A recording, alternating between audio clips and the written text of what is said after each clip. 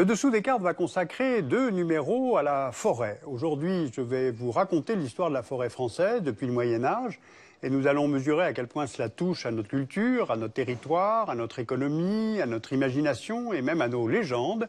Et puis dans un deuxième volet, nous verrons à quel point la compréhension de cet écosystème, qui est tout à la fois complexe, utile et fragile, dépasse et de loin nos préoccupations nationales. Regardez cette carte du couvert forestier français au milieu du XIXe siècle. Si on la compare à une carte contemporaine, on constate de grandes différences en plusieurs points de l'hexagone. 1850-2012. Contrairement à une idée reçue, la surface forestière française a pratiquement doublé en un siècle et demi, passant de 9 millions d'hectares au milieu du XIXe à plus de 16 millions d'hectares aujourd'hui. Eh bien, nous avons eu envie de repérer dans l'histoire les grandes étapes qui, depuis 2 millénaires, ont façonné notre espace forestier. Le XIXe siècle a souvent véhiculé l'image idyllique d'une forêt gauloise totalement intacte, protégée par un panthéon de divinités. Or, en fait, la déforestation a déjà commencé lorsque César conquiert la Gaule. Pour les 10 millions de Celtes vivant sur ce territoire, la forêt est autant un lieu de culte qu'une ressource à exploiter. Ésus, l'un des principaux dieux gaulois, est d'ailleurs souvent représenté une hache à la main. Le bois venant de Gaule est aussi très recherché. Pline l'Ancien, qui est chargé de fournir la marine romaine, préfère par exemple la qualité des sapins du Jura et des Vosges à celle du sapin venant de Grèce. À partir du IVe siècle, les grandes invasions, c'est-à-dire les Vandales, les Huns, les Visigoths, provoquent une période de troubles et de déclin économique.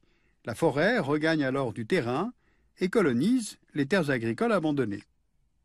Il faudra attendre le Xe siècle, et cette période que l'historien Georges Duby appelle la révolution agricole médiévale, pour que la forêt soit de nouveau grignotée par les activités humaines. Regardez cette miniature. On y repère tous les progrès techniques qui ont permis cette révolution agricole. Emploi de la charrue à roues, munie d'un soc et d'un versoir qui aère la terre, utilisation de la herse qui permet d'enfouir les semences, adoption du collier d'épaule pour les chevaux qui peuvent ainsi tirer des charges beaucoup plus lourdes, et puis il y a la généralisation de l'outillage en fer. Eh bien, tous ces éléments vont entraîner un accroissement des rendements et une augmentation sans précédent de la population. On estime que le nombre d'habitants en Europe a doublé entre 950 et 1300. Eh bien, cette explosion démographique est la première cause des grands défrichements du Moyen Âge. La forêt va ainsi céder la place à de grandes superficies de terres cultivables. Pour s'en convaincre, il suffit de regarder 2 cartes.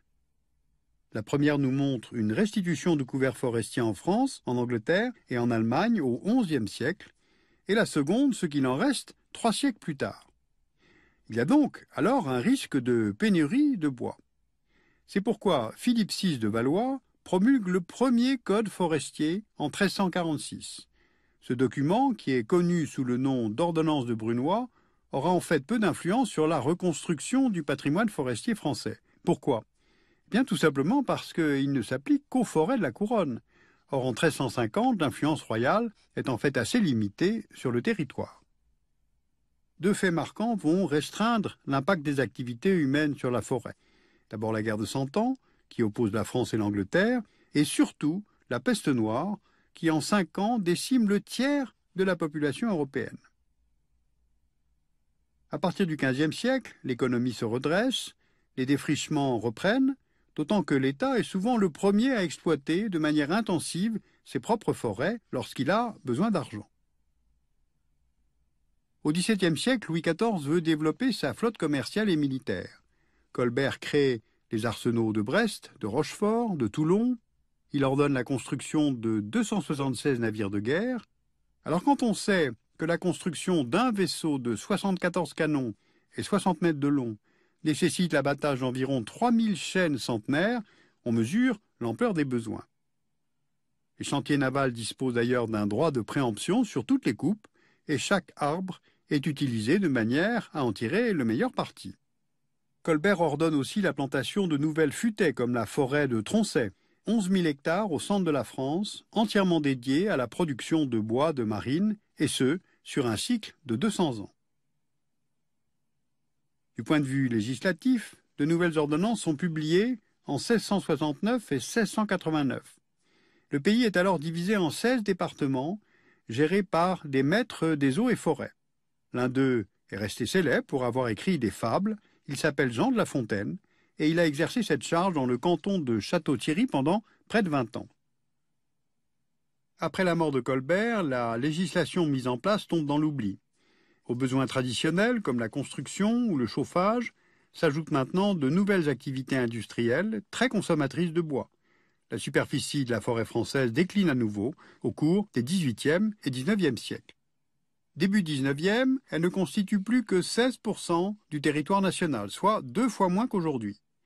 Donc face à ce constat alarmant, l'école royale forestière est créée à Nancy en 1824 et un nouveau code forestier est promulgué en 1827.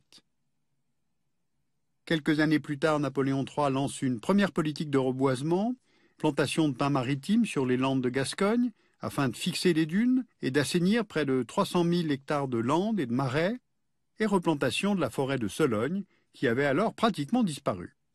Et puis enfin, il y a la mise en place d'un programme de restauration des terrains en montagne. Il s'agit de replanter des forêts destinées à stopper l'érosion des sols, à prévenir les risques de crues et à contenir les avalanches. C'est ainsi que vont naître ou renaître de nombreux massifs dans les Pyrénées ou dans les Alpes provençales. Donc on le comprend, à partir de la fin du XIXe siècle, la forêt française cesse pour la première fois de décroître, et d'autres facteurs vont favoriser cette lente reconquête du territoire. Il y a d'abord l'abandon du charbon de bois au profit du charbon de terre pour le chauffage ou l'industrie. Il y a de nouveaux matériaux comme l'acier qui sont de plus en plus utilisés pour la construction. Et puis plus récemment, la diminution des surfaces agricoles va favoriser une reprise de la forêt dans certaines régions. À la fin des années 1950, après 2 guerres mondiales, le besoin d'évaluer les ressources forestières devient indispensable. L'IFN, l'Inventaire forestier national, est créé en 1958 et il a pour mission de réaliser un inventaire permanent des ressources forestières, aussi bien publiques que privées. Alors concrètement, comment procède-t-on pour faire un tel inventaire? Comme il est matériellement impossible de compter tous les arbres à l'échelle d'un pays, on utilise une méthode statistique.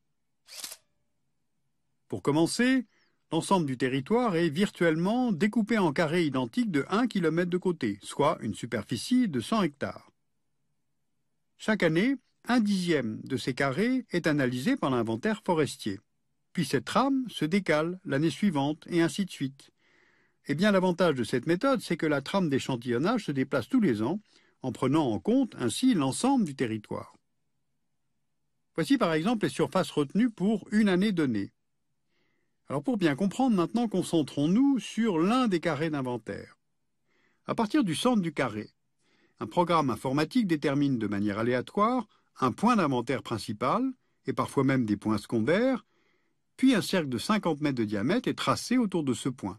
Il délimite ce qu'on appelle une placette. On passe alors à l'étape de la photo-interprétation.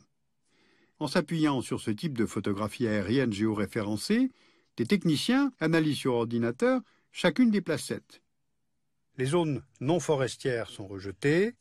Par contre, si une présence forestière est attestée, comme ici, les points d'inventaire et les placettes qui les entourent sont retenus.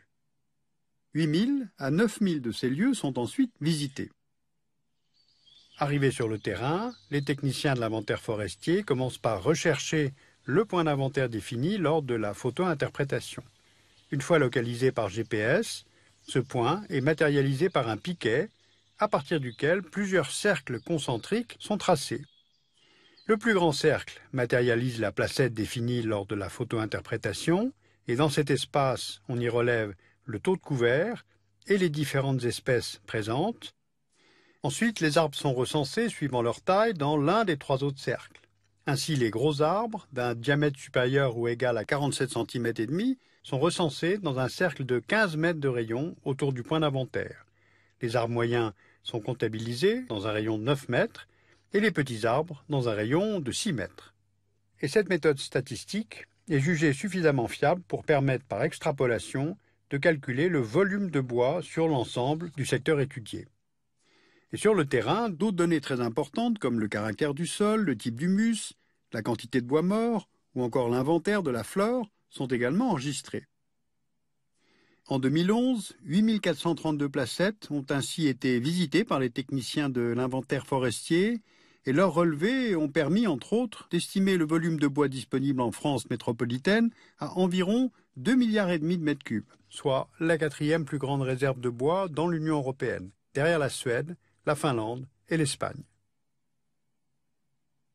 Bien, alors ces dizaines de milliers de données qui sont collectées chaque année sont recueillies par l'inventaire forestier et elles sont aujourd'hui centralisées par l'IGN, c'est-à-dire l'Institut national de l'information géographique et forestière. Elles servent bien évidemment à piloter la politique de gestion forestière de notre pays. Mais alors qu'en est-il de l'échelle européenne? Eh bien, c'est ce que nous verrons dans un prochain numéro. Nous allons confronter ces données nationales à celles qui sont recueillies au niveau européen et au niveau mondial. Sur l'histoire de la forêt française, je vous conseille la lecture du livre Une histoire de la forêt de Martine Chalvet aux éditions du Seuil. Et puis à partir des sites ign.fr ou ifn.fr, vous pourrez retrouver de nombreux rapports de synthèse ainsi que toutes les données forestières, région par région. Vous y trouverez aussi la revue IF, qui dans sa livraison de juin 2012, traite du bois mort en forêt, un élément essentiel à l'équilibre des écosystèmes forestiers.